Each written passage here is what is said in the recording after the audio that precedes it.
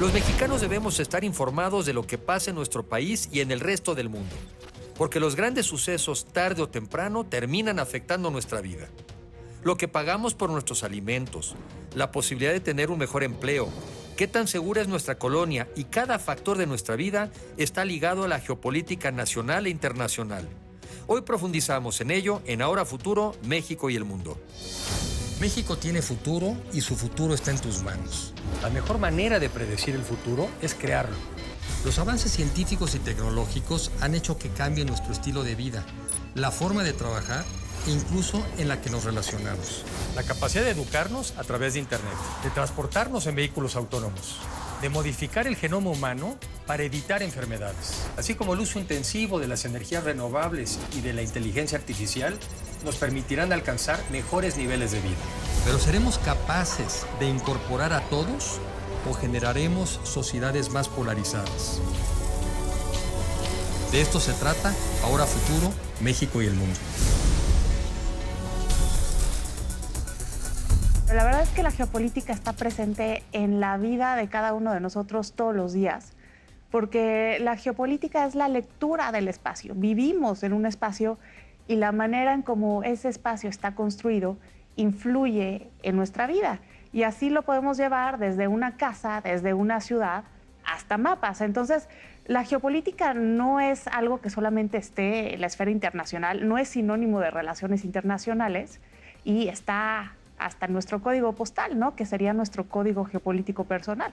Yo hubiera pensado que entonces que necesariamente era más bien el tema con respecto a los países. Entonces no solamente es un tema internacional, sino tiene que ver con nuestra ubicación, digamos, nuestra ubicación geográfica.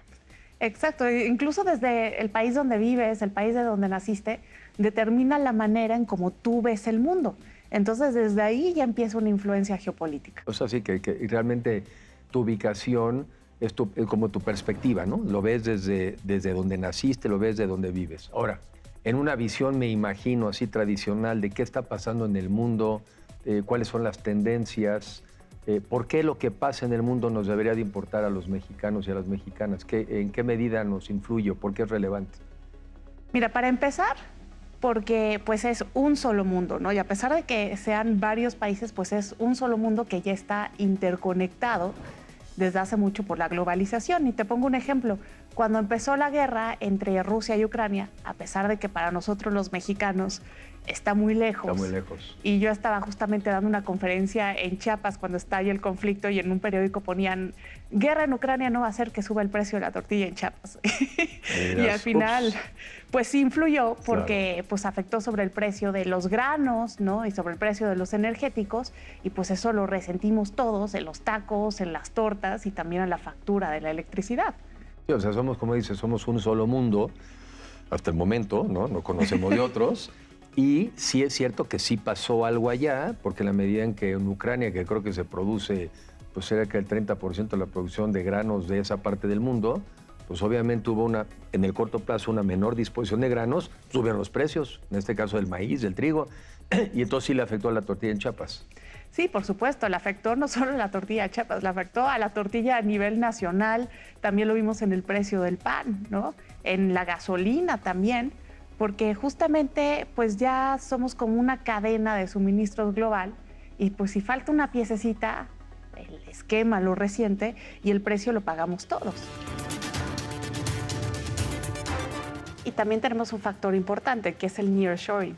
Entonces, dentro de esta guerra ideológica cultural también hay una guerra comercial. Y México se va a beneficiar mucho por el nearshoring. Muchas empresas que estaban en China, que se quieren venir ahora a México para estar más cerca de Estados Unidos, pero también se van a venir muchas empresas chinas que quieren estar más cerca de Estados Unidos. Entonces, claramente México se vuelve una nueva frontera del mundo occidental con el resto. Claramente, el posicionamiento internacional de México en este momento es muy interesante. Pero ¿qué debiéramos de estar haciendo en México para aprovechar esta situación actual del mundo en nuestro beneficio, en el beneficio de la gente de México? O sea, ¿qué tendríamos que estar haciendo? Algunas ideas. ¿Qué podríamos estar haciendo? Bueno, lo primero es bastante evidente. Habría que pacificar el país. Entonces, lo primero que tendríamos que hacer es hacer eso, porque si no, nuestra posición geográfica no va a valer. No va a valer, Claro. No lo vamos a saber aprovechar. Después necesitamos obviamente más vías de comunicación. Nuestro territorio tiene un gran reto porque está dividido por montañas y eso hace que nuestra economía no sea tan competitiva. Cuesta mucho dinero mandar las cosas de un lado a otro. Entonces, claramente necesitamos más infraestructura. Yo apostaría más por desarrollar más puertos y comerciar más entre nosotros de manera marítima. Creo que sería lo más adecuado. A ver, Mar, un poquito, si te quedas ahí. Somos un país que tiene acceso a, ¿qué? 3 mares, ¿no? Pacífico, Atlántico y el Caribe. Así es. Y tenemos, creo que son 11,000 kilómetros de litorales y sin embargo, la gran mayoría de nuestro comercio se hace a través de carretera. Seguramente una parte importante ferrocarril y los mares. Entonces dices, mucho más los mares, mucho más los mares. Claro, es que México es una potencia marítima. Si lo vemos en términos geopolíticos, México su potencial es marítimo precisamente porque lo terrestre es bastante complicado. Entonces hay que reconocer nuestra realidad geográfica y partir desde ahí. Luego también creo que tendríamos que tener un mayor liderazgo con América Latina. México es una potencia cultural y el relegarnos tanto del ámbito internacional, concentrándonos solamente en la política doméstica, hace que desperdiciemos ese gran capital político que tenemos. Además puede ser una de las industrias también económicamente hablando más grandes, ¿no? Las industrias creativas, los libros, los discos, el cine, la cultura, los juegos. O sea, hay un mercado y México siempre había sido visto, ya no sé si todavía, un poco como el hermano mayor, ¿no? Nos veían con respeto, con cariño. Claro, de alguna manera nos siguen viendo así, pero también hay ese recelo del hermano mayor que no nos voltea a ver. Sí. Entonces creo que podríamos hacer muchísimo más por la región, también acercarnos muchísimo más a Asia. Sí tenemos un gran vecino en el norte, pero también hay que ver qué hay en otros lados. Es muy riesgoso tener todos los huevos en una sola canasta. Aunque yo a veces veo a Estados Unidos, pero tienes razón, la frontera es la misma, a veces veo a Estados Unidos como también un conglomerado de países. Lo que pasa es que todos hablan inglés y creemos que son los mismos, pero puede uno pensar que Texas es un país, que California es otro país y que entonces no estamos tan concentrados porque no le vendemos lo mismo a uno, sino le vendemos por estados, pero en general es la lucha de siempre, ¿no? ¿Cómo nos diversificamos más?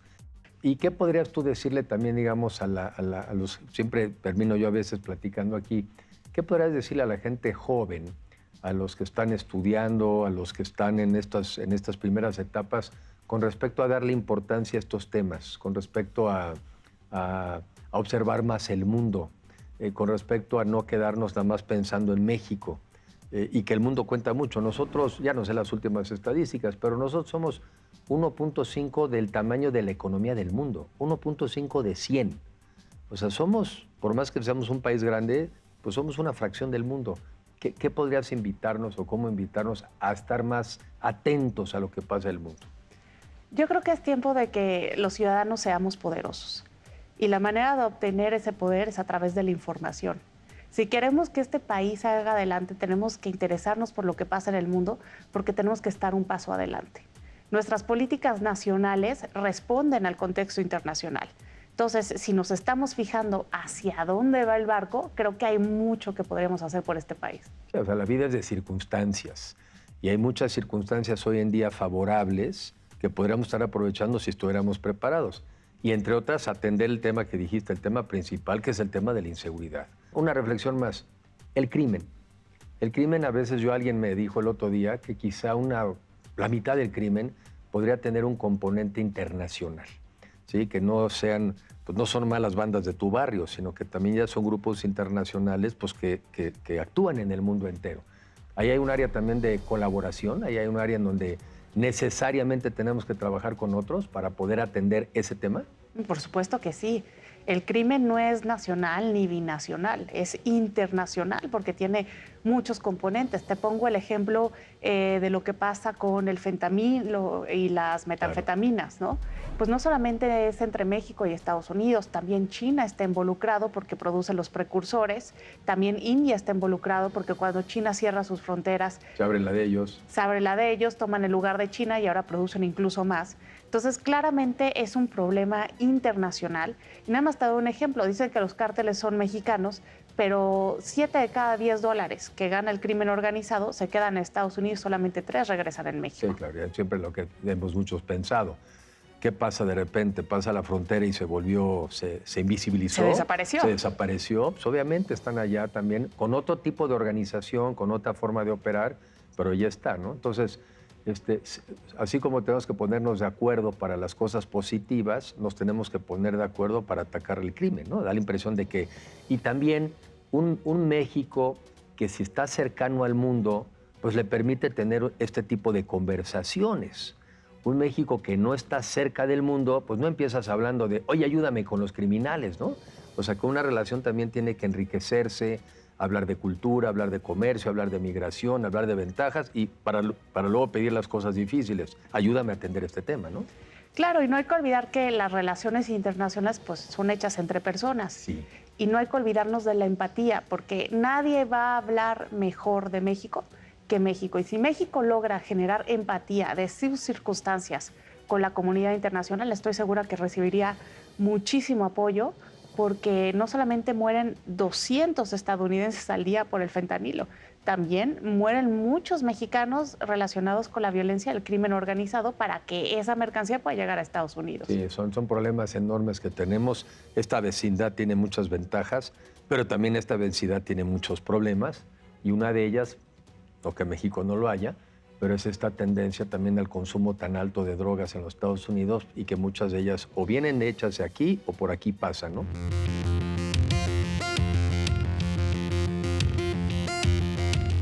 Un comentario final, otra vez resaltando por qué tenemos que estar enfocados en entender más el mundo.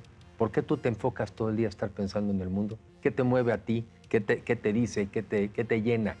Porque justamente lo que pasa en el mundo tarde o temprano nos termina afectando.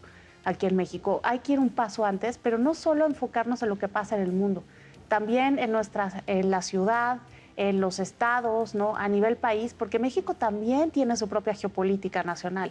Estamos divididos, pero también en la vida de todos los días. Nunca hay que olvidarnos cómo nos hace sentir un espacio, cómo nos hace sentir la calle por donde caminamos, cómo nos hace sentir la escuela donde estudiamos, cómo nos hace sentir la oficina en donde trabajamos, porque la manera en cómo nos sentimos es la manera en cómo reaccionamos.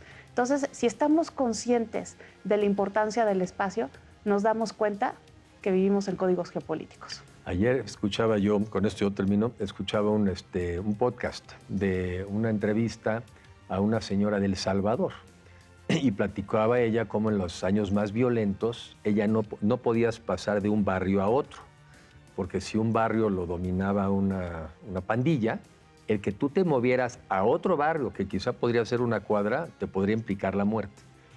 Y esta persona ahora hablaba de que eso se ha arreglado, se ha solucionado, y oyéndote platicar, de lo relevante es que ella ahora se sepa que puede caminar tranquila. Y fíjate qué nivel es importante eso.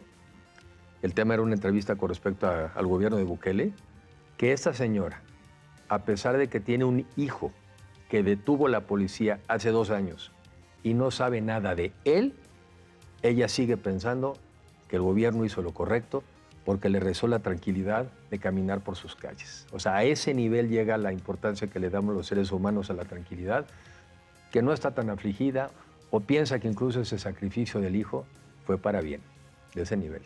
Creo que exageró, pero bueno. Bueno, pues yo creo que aquí el mensaje es que el mundo importa y México, gran parte de su desempeño va a depender y ha dependido de lo bien que sepa jugar con el mundo y sacarle ventaja. Y también el mal desempeño muchas veces ha dependido de no saber leer las tendencias y de jugar en contra. Entonces es muy importante estar al día en estos temas de geopolítica, que además son muy interesantes, que además son muy entretenidos, pero que sobre todo son muy útiles para cada uno de nosotros y para el país. Gracias por acompañarnos aquí. Gracias, Stephanie. Gracias por la invitación, Enrique. Muchas gracias.